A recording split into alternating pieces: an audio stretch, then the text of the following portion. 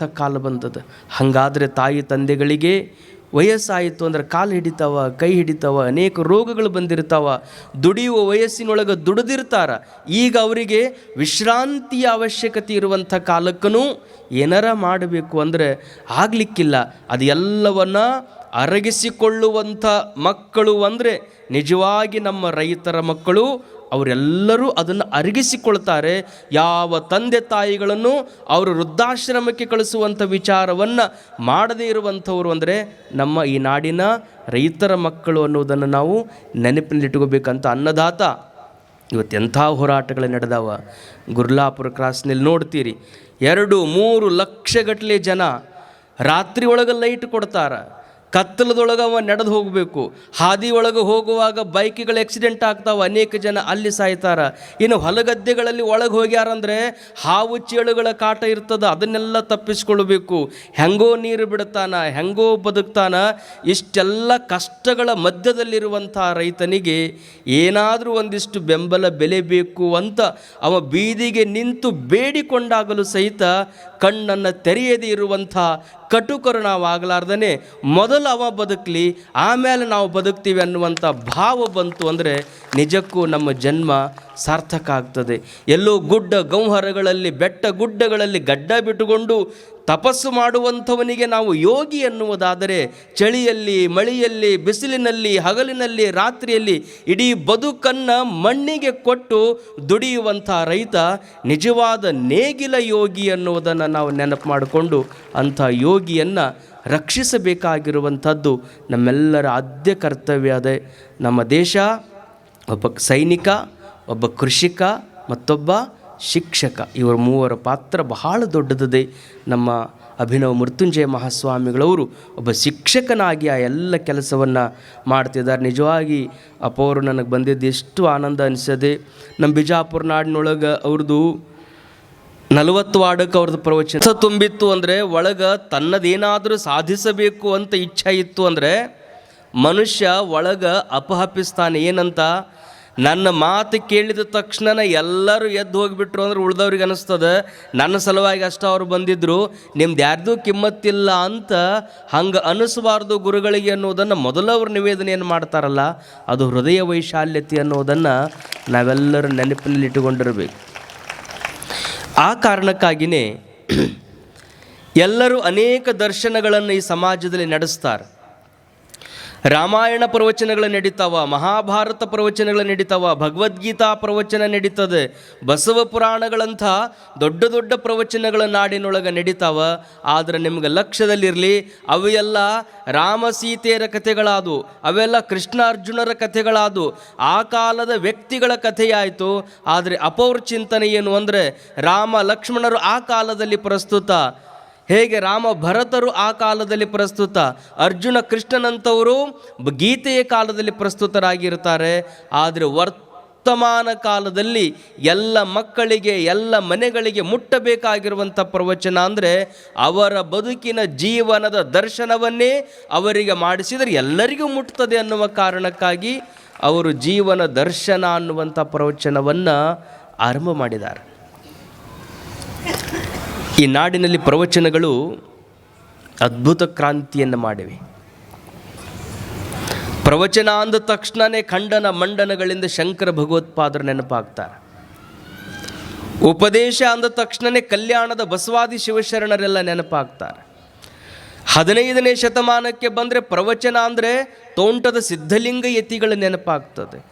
21ನೇ ಶತಮಾನದಲ್ಲಿ ಅಂಥ ಪ್ರವಚನ ಮಾಡುವಂಥ ಒಂದು ವರ್ಗವನ್ನೇ ತಯಾರು ಮಾಡಿದಂಥವರು ಅಂದರೆ ಹುಬ್ಬಳ್ಳಿಯ ಕೈಲಾಸ ಮಂಟಪದಲ್ಲಿದ್ದಂಥ ಜಗದ್ಗುರು ಸಿದ್ಧಾರೂಢ ಮಹಾಸ್ವಾಮಿಗಳು. ಅವರ ಕೈಲಾಸ ಮಂಟಪದಲ್ಲಿ ಪ್ರವಚನಗಳೇ ಪ್ರವಚನಗಳು. ಅದೇ ಒಂದು ಪ್ರಭಾವಲಯದಲ್ಲಿ ಮುಂದೆ ಅಂಥದ್ದೇ ಪ್ರವಚನದ ವಲಯವನ್ನು ನಿರ್ಮಾಣ ಮಾಡಿದಂಥವರು ಹಾನಗಲ್ಲ ಕುಮಾರ ಮಹಾಸ್ವಾಮಿಗಳವರು. ಅವರ ಗರಡಿ ಒಳಗೆ ತಯಾರಾದಂಥವರು ಅನೇಕ ಜನ ಪ್ರವಚನದ ಪಟುಗಳಾಗಿದ್ದರು. ಇತ್ತೀಚಿನ ದಿನಮಾನಗಳಲ್ಲಿ ಪ್ರವಚನ ಅನ್ನುವಂಥದ್ದಕ್ಕೆ ಒಂದು ದೊಡ್ಡ ಶಕ್ತಿಯನ್ನು ಕೊಟ್ಟಂಥವರು ಬಂಧನಾಳದ ಶಿವಯೋಗಿಗಳು, ಹರಡೇಕರ್ ಮಂಜಪ್ಪನವರು, ಮಲ್ಲಿಕಾರ್ಜುನಪ್ಪಗಳವರು. ನಮ್ಮ ಕಣ್ಣೆದುರಿಗೆ ನಡೆದಾಡಿ ಪ್ರವಚನದ ಮೂಲಕನೇ ದೇವರು ಅನಿಸಿಕೊಂಡಿರುವಂಥವರು ಸಿದ್ದೇಶ್ವರ ಮಹಾಸ್ವಾಮಿಗಳವರು.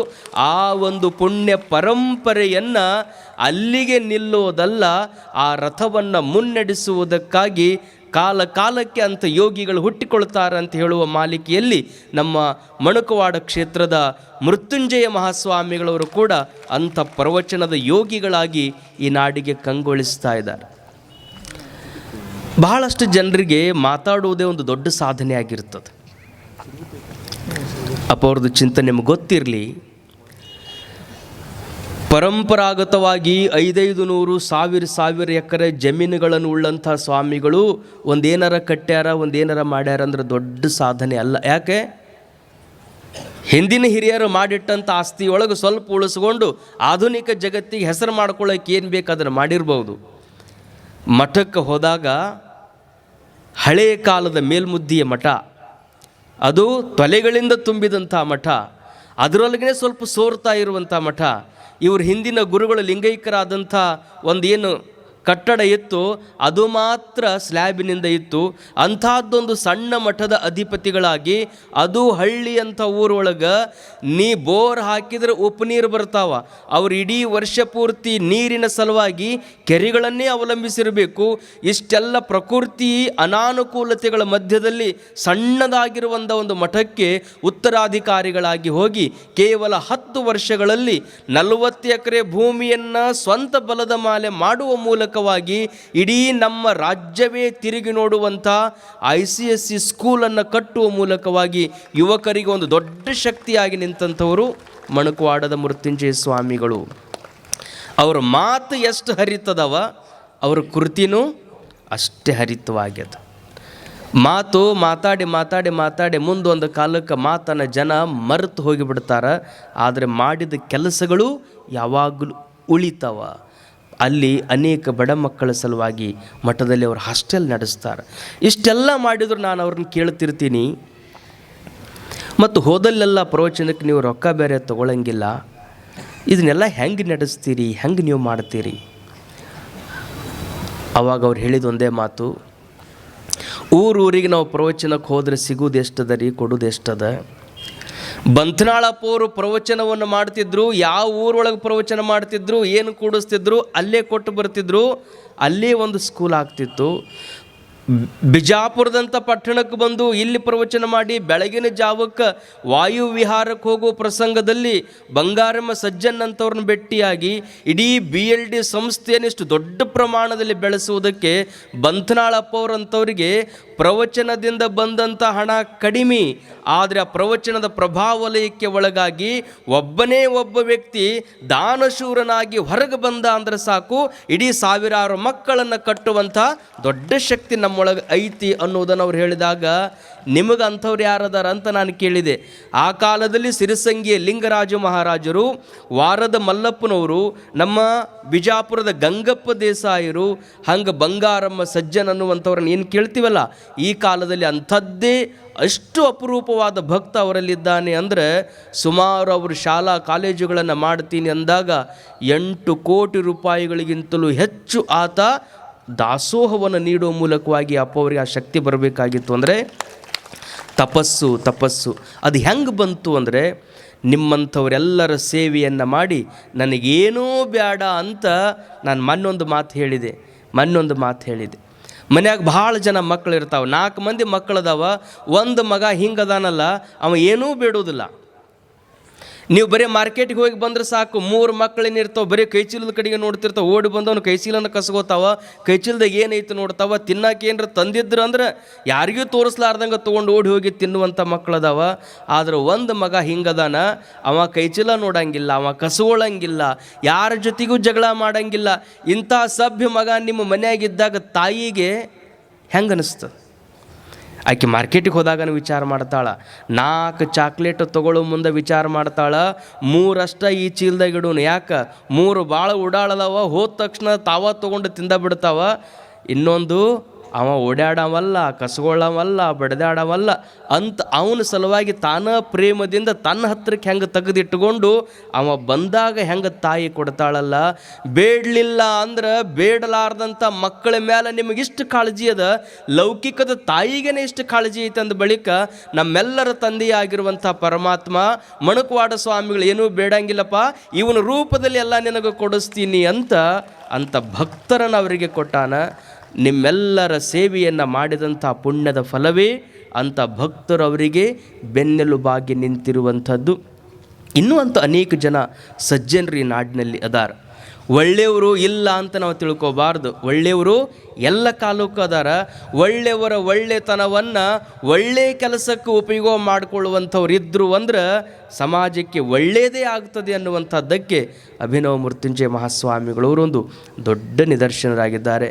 ನಮ್ಮಂಥ ಅನೇಕ ಜನ ಸ್ವಾಮಿಗಳಿಗೆ ಅವರು ಸುಮ್ಮನೆ ನಮ್ಮ ಬಗ್ಗೆ ಹೇಳ್ತಿರ್ತಾರೆ. ಆದರೆ ಮಾಡೆಲ್ ಅಂತ ಹೇಳ್ತೀವಿ. ಬರೀ ಸ್ವಾಮಿಗಳಿಗೆ ಅಂತಲ್ಲ, ಅವ್ರು ಬಹಳಷ್ಟು ಜನರಿಗೆ ನಮ್ಮಂಥವ್ರಿಗೆ ಬಹಳ ಯಾವಾಗಲೂ ಒಂಥರ ಕಿರಿಕಿರಿ ಅಂತಾರಲ್ಲ, ಹಂಗೆ ಏನ್ರಿ ಇಷ್ಟೆಲ್ಲ ಐತಿ, ನೀವು ಹಂಗೆ ಮಾಡಂಗಿಲ್ಲ, ಹಿಂಗೆ ಮಾಡಂಗಿಲ್ಲ, ಅದನ್ನು ಮಾಡಬೇಕು, ಇದನ್ನು ಮಾಡಬೇಕು.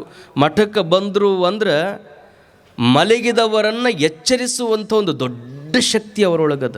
ಸ್ವಾಮಿಗಳ ಬಗ್ಗೆನೇ ಇಷ್ಟು ಕಳಕಳಿಯಿಂದ ಅವರು ಮಾತಾಡ್ತಾರೆ ಅಂದ ಬಳಿಕ ನಮ್ಮ ಮನೆಯೊಳಗೂ ಮಕ್ಕಳದಾವ, ಆ ಮಕ್ಕಳ ಬಗ್ಗೆನೂ ನಮಗೆ ಕಾಳಜಿ ಬೇಕು ಅಂತ ನಮ್ಮ ಅಪ್ಪು ಪಟ್ನಶೆಟ್ಟರು ಹೇಳೋದು ಇಷ್ಟು ಅದ್ಭುತವಾಗಿರುವಂಥ ಮಾತು. ನಾವು ಭಾಳ ಎಚ್ಚರಿಕೆಯಿಂದ, ಯಾಕಂದರೆ ಇರುವ 1-2 ಮಕ್ಕಳು, ಆ ಮಕ್ಕಳು ಮಾತು ಕೇಳಲಾರ್ದಂಗೆ ಆಗಿರ್ತಾವ.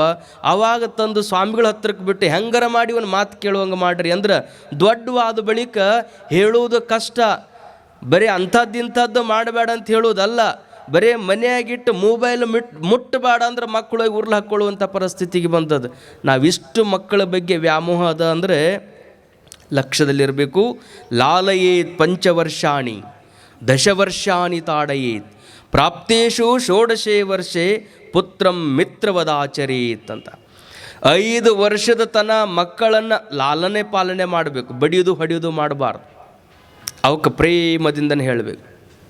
ದಶವರ್ಷಾಣಿ ತಾಡಯೇತ್, ಏನಾರ ನೀವು ಬಗ್ಗಿಸ್ಬೇಕು ಅಂತಿದ್ರೆ 10 ವರ್ಷದ ತನಕ ಅವನ್ನ ಬಡಿಬೇಕು, ಅವನು ಹೊಡಿಬೇಕು, ಅವನು ಗದರಿಸ್ಬೇಕು. ಅವನಿಗೆ ಬಡಿಬೇಕು ಹೊಡಿಬೇಕು ಅಂದ ತಕ್ಷಣ ಹಂಗೆ ಬಾಂಡೆ ತಂದು ತಲೆ ಮೇಲೆ ಕುಕ್ಕರಿಸ್ಬಾರದು. ಏನಾರ ತಪ್ಪು ಮಾಡಿದಾಗ ಸಿಟ್ಟು ಮಾಡಬೇಕು. ಏನಾರ ತಿಳ್ಕೊಂಡಿತ್ತು, ಏನಾರ ಮಾಡಿತ್ತು ಅಂತ ಯಾರಾರ ಏನಾರ ಅಂದ್ರೆ ಸತ್ಯಕ್ಕೆ ಅದನ್ನು ನೀವು ಬಹಳಷ್ಟು ರಮಿಸಿಬಿಟ್ರಿ ಅಂದರೆ ಮಕ್ಕಳಿಗೆ ಅದೇ ರೂಢಿ ಆಯಿತು ಅಂದರೆ ಅವರಿಗೆ ನಿಂದನೆಯನ್ನು ಸಹಿಸಿಕೊಳ್ಳುವ ಶಕ್ತಿ ಬರೋದಿಲ್ಲ, ಕೋಪವನ್ನು ಸಹಿಸಿಕೊಳ್ಳುವ ಶಕ್ತಿ ಬರೋದಿಲ್ಲ. ಯಾವ ಸದ್ಗುಣಗಳನ್ನು ತಾಯಿ ತಂದೆಗಳು ಕಲಿಸಬೇಕಾಗಿತ್ತೋ ನಿಮ್ಮ ಅತಿಯಾದ ವಾತ್ಸಲ್ಯದಿಂದ, ಪುತ್ರ ವ್ಯಾಮೋಹದಿಂದ ಧೃತರಾಷ್ಟ್ರನಿಗೆ ಹೆಂಗೆ ದುರ್ಯೋಧನನ ಮೇಲೆ ವ್ಯಾಮೋಹ ಬಂದು ಇಡೀ ಸಾಮ್ರಾಜ್ಯವೇ ನಾಶವಾಗಿ ಹೋಗಿಬಿಡುತ್ತಲ್ಲ, ಹಂಗೆ ತಪ್ಪು ಮಾಡಿದಾಗ ಮಕ್ಕಳ ಬಗ್ಗೆ ನಿಮಗೆ ವ್ಯಾಮೋಹ ಬಂತು ಅಂದರೆ ಇಡೀ ಮನೆತನವೇ ನಾಶವಾಗಿ ಹೋಗಿಬಿಡುತ್ತದೆ. ಅದಕ್ಕೆ ತಾಯಿ ತಂದೆಗಳಾದವರು ಮಕ್ಕಳ ಪಾಲಿಗೆ ದೇವರಾಗಿಯೇ ಇರಬೇಕು. ಧರ್ಮರಾಜನಿಗೆ ಗಾಂಧಾರಿ ಒಂದು ಪ್ರಶ್ನೆಯನ್ನು ಕೇಳ್ತಾಳೆ. ಪರಮಾತ್ಮ, ನಮ್ಮಕ್ಕ ಕುಂತಿ ಏನದಾಳಲ್ಲ, ಆಕಿ ಏನೇನು ವ್ರತಗಳನ್ನು ಮಾಡಿದ್ಲು ಆ ಎಲ್ಲ ವ್ರತ ನಾನು ಮಾಡೀನಿ. ಮಕ್ಕಳ ಸಲುವಾಗಿ ಆಕೆ ಎಷ್ಟು ವ್ರತಾಚರಣೆಗಳನ್ನು ಮಾಡಿದ್ಲು ಅಷ್ಟೆಲ್ಲ ವ್ರತಗಳನ್ನು ನಾನು ಮಾಡೀನಿ. ನಾನು ದಾಸೋಹ ಮಾಡೀನಿ, ನಾನು ಮಂದಿಗೆ ಕಾಣಿಕೆಗಳನ್ನು ಕೊಟ್ಟೀನಿ. ಯಾವ ಋಷಿ ಮುನಿಗಳ ಮನಸ್ಸನ್ನು ನಾನೇನು ನೋಯಿಸಿಲ್ಲ. ಮತ್ತು ನನಗೆ 101 ಜನ ಮಕ್ಕಳನ್ನು ನೀನು ಕೊಟ್ಟೆ. ಒಂದಕ್ಕಿಂತ ಒಂದು ದುಷ್ಟ ಆದಂಥ ಮಕ್ಕಳು ಹುಟ್ಟಿದು. ನಮ್ಮ ಅಕ್ಕನಿಗೆ 5 ಜನ ಮಕ್ಕಳು, ಒಂದಕ್ಕಿಂತ ಒಂದು ಆನಂದದವ. ಧರ್ಮರಾಜ ಎಂತಾವ, ಭೀಮ ಎಂತಾವ, ಅರ್ಜುನ ಎಂತಾವ, ನಕುಲ ಎಂತಾವ, ಸಹದೇವ ಎಂತಾವ, ಒಂದಕ್ಕಿಂತಲೂ ಮುತ್ತು ರತ್ನ ಹವಳ ಇರುವಂಗ 5 ಮಕ್ಕಳಿದ್ರು 5 ಮಕ್ಕಳನ್ನು ಎಲ್ಲರೂ ನೆನೆಸುವಂಥವದವ. ಮತ್ತು ನಾನು 101 ಇದ್ರೂ ಇವೆಲ್ಲರೂ ಬೇಯುವಂಗಾಗ್ಯವಲ್ಲ. ಒಂದೇ ವಂಶದವರು, ಒಂದೇ ವ್ರತ ಮಾಡೀವಿ, ಆದರೂ ನನ್ನ ಮಕ್ಕಳು ಹಿಂಗಾದವು, ನಮ್ಮ ಅಕ್ಕನ ಮಕ್ಕಳು ಇಷ್ಟು ಚಲೋ ಅದು. ಇದಕ್ಕೆ ಕಾರಣ ಏನು ಅಂತ ಕೇಳ್ತಾಳೆ. ಪರಮಾತ್ಮ ಕೃಷ್ಣ ಅವಾಗ ಒಂದು ಮಾತು ಹೇಳ್ತಾನೆ, ನೋಡುವ, ಇದರೊಳಗೆ ನಂದೇನೂ ಪಾತ್ರ ಇಲ್ಲ. ನೀ ವ್ರತ ಮಾಡಿದ್ದು ಕರೆ, ದಾನ ಕೊಟ್ಟಿದ್ದು ಕರೆ, ಧರ್ಮದಿಂದ ಇರಬೇಕು ಅಂತ ಹೇಳಿದ್ದು ಕರೆ. ಆದರೆ ಜಗತ್ತು ಯಾವಾಗಲೂ ನೆನಪಿಟ್ಟುಕೊಳ್ಳುವಂಥ ಮಾತನ್ನು ಕೃಷ್ಣ ಪರಮಾತ್ಮ ಗಾಂಧಾರಿಗೆ ಹೇಳ್ತಾನೆ. ಮೊದಲನೆಯ ಮಗ ಜನಿಸಿದ ಕ್ಷಣವೇ ನೀನು ಏನು ಮಾಡಿಬಿಟ್ಟು, ನನ್ನ ಗಂಡನಿಗೆ ಕಣ್ಣಿಲ್ಲ ಅಂದ ಬಳಿಕ ಅವ ಜಗತ್ತು ನೋಡಂಗಿಲ್ಲ ಅಂದ್ರೆ ನಾನು ನೋಡಬಾರ್ದು ಅಂತ ನೀನು ಕಣ್ಣಿಗೆ ಬಟ್ಟಿ ಕಟ್ಕೊಂಡು ಬಿಟ್ಟು, ಕಣ್ಣಿಗೆ ಬಟ್ಟಿ ಕಟ್ಕೊಂಡದ್ರ ಕೆಟ್ಟ ಪರಿಣಾಮ ಏನು ಅಂದ್ರೆ ಮಕ್ಕಳು ಏನು ತಪ್ಪು ಮಾಡಿದ್ರು ಅದು ನಿನ್ನ ಕಣ್ಣಿಗೆ ಕಾಣಲಿಲ್ಲ. ತಾಯಿ ತಂದೆಗಳಾಗಿರುವಂಥವರು ಮಕ್ಕಳ ಕಣ್ಣಿಗೆ ಕಪ್ಪು ಬಟ್ಟೆಯನ್ನು ಕಟ್ಟಿಕೊಳ್ಳುವಂಥವ್ರು ಆಗಿಬಿಟ್ರು ಅಂದರೆ ಎಲ್ಲ ಮಕ್ಕಳು ದುಷ್ಟರೇ ಆಗ್ತಾರೆ. ತಾಯಿ ಮಾತ್ರ ಯಾವಾಗಲೂ ಎಚ್ಚರದಿಂದ ಮಕ್ಕಳ ಬಗ್ಗೆ ತೆರೆದ ಕಣ್ಣಿನಿಂದ ಆಕೆ ನೋಡ್ತಿರಬೇಕು ಅನ್ನೋದನ್ನು ಕೃಷ್ಣ ಪರಮಾತ್ಮ ಹೇಳ್ತಾನೆ. ನಮ್ಮ ಜವಾಬ್ದಾರಿ ಬಹಳ ದೊಡ್ಡದು. ನೀವೆಲ್ಲ ಮಕ್ಕಳ ಬಗ್ಗೆ ಅಷ್ಟು ಲಕ್ಷ್ಯದಿಂದ ಇದ್ರಿ ಅಂದರೆ ಅವರು 15 ದಿವಸ ಪ್ರವಚನ ಮಾಡಿದರೆ ಸಾರ್ಥಕತೆ ಏನು ಅಂದರೆ, ನಮ್ಮ ಆನಂದ ನಗರದ ಈ ಬಡಾವಣೆ ಒಳಗೆ ಎಷ್ಟು ಮನೆಗಳದಾವ, ಪ್ರತಿಯೊಂದು ಮನೆಗೆ ನಮ್ಮ ಅಪ್ಪು ಇಟ್ಟಂಗಿಯವರ ನೇತೃತ್ವದೊಳಗೆ ಎಲ್ಲರೂ ಪಾದಯಾತ್ರೆಯನ್ನು ಮಾಡಿ ಬಂದೀವಿ.